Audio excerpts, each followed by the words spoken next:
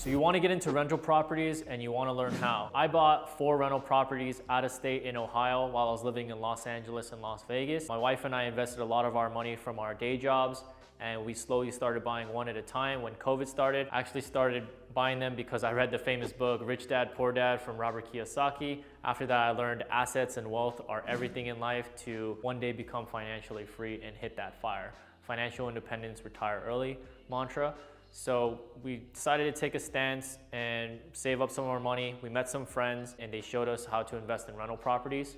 So I highly encourage you, if you want to get into rentals, let your friends know. Let your friends know that you're interested, you're looking to do this. If there's other friends they have that are currently doing this, you can reach out to your network and eventually get connected. I actually got connected through a friend to this person in Los Angeles who I never even met, and they were already investing in rental properties in Ohio. That person had taught me how to invest in rental properties and how they've scaled their portfolio. So it was kind of just through a connection and after reading books.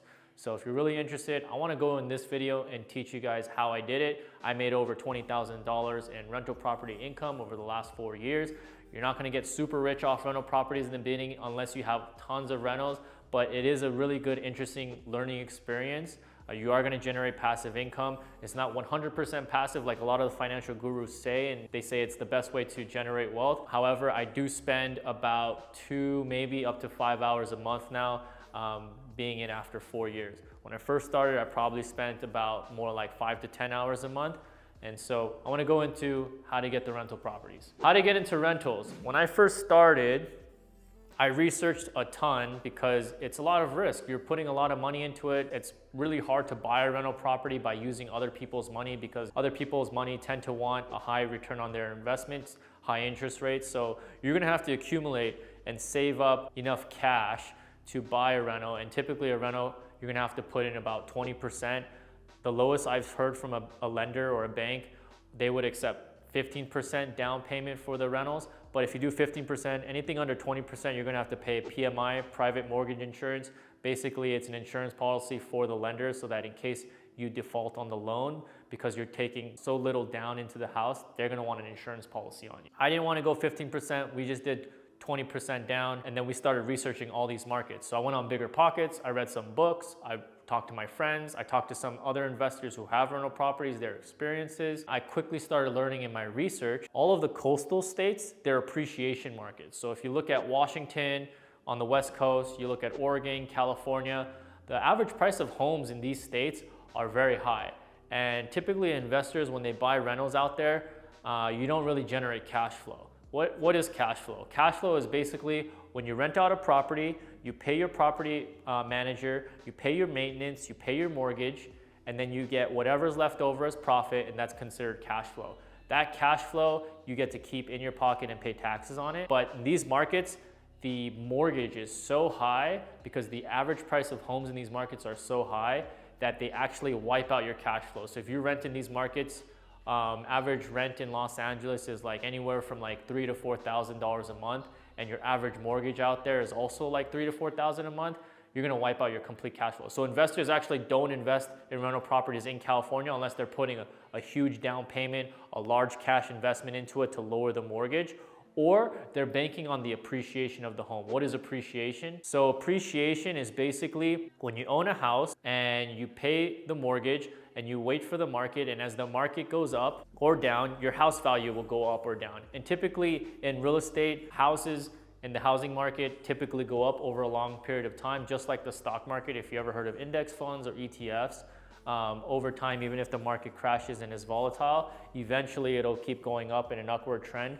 And so the average appreciation in the United States, I believe, is anywhere from 3 to 10% depending on your city. I don't like to give like an exact, like, oh, it's 7%, because in the Midwest, it's much lower. In the West Coast or the East Coast, it's much higher. And then you've got your hybrid market states, kind of like in Texas, and it's kind of in the middle. So every market has a different appreciation rate, and you should research on Google, just type in average appreciation of homes for your state or your city or wherever you are. If you're investing in a rental property in California, or let's say New York, or like Florida, or like Washington, these coastal states, they're not cash cows, they're appreciation states.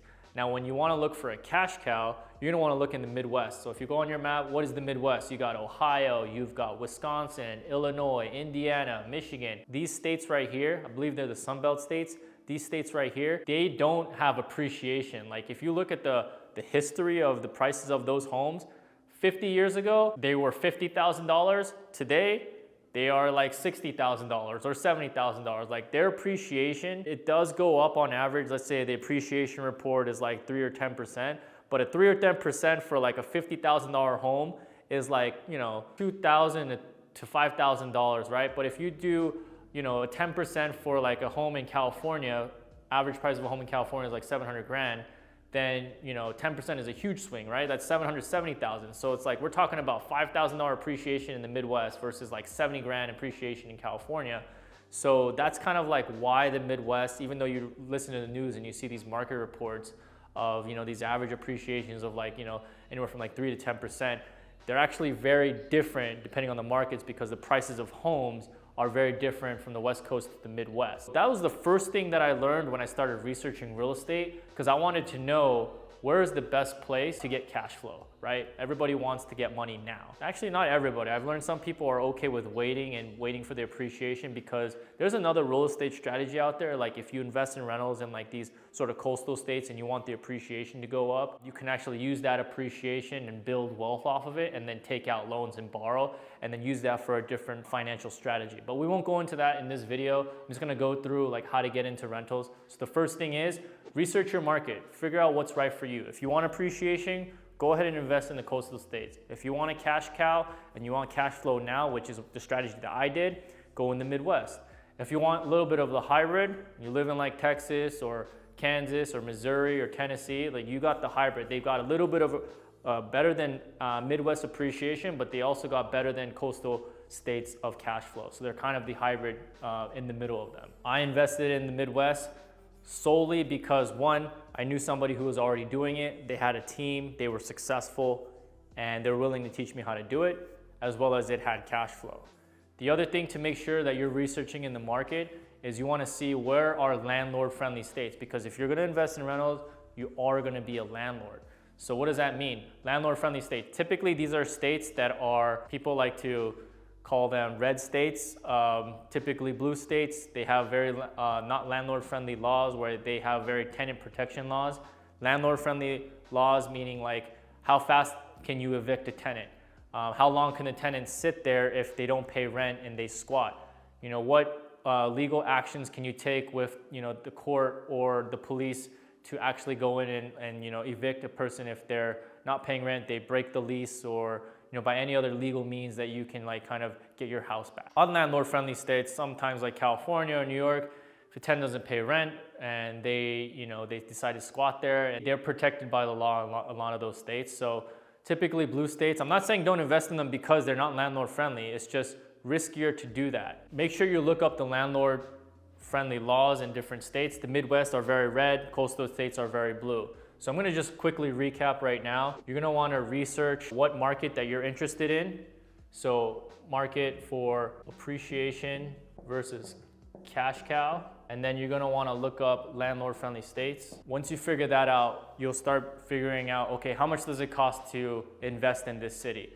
In Ohio, average price for rentals, at least where I'm investing in, a little outside of Cleveland, I can get houses for like 60 to 100,000 and rent them out for like $800 to $1,200 a month. Just depends on the condition of the home and the neighborhood it is. And I get cash flow from that because my mortgage on these homes, when I put 20% down, are typically about $400 to $600 a month based on the rates, today's rates. And then I cash flow about anywhere from $200 to $350 up to even $400 a month because I'm also rent bumping. What is rent bumping? Basically, as my costs go up, as everyone's costs go up, my insurance goes up, my taxes go up, my maintenance of the handymans go up, I'll also raise the rent, and then people's salaries go up too so they can afford rent. So I always make sure that's still possible. So these are two big things that you're gonna wanna research before you get into rentals. And then after you research those things, I'm gonna go into another video and dive into this and explain the numbers for getting into rentals. If you wanna learn more, leave a comment below, let me know your thoughts. I'll see you in the next video.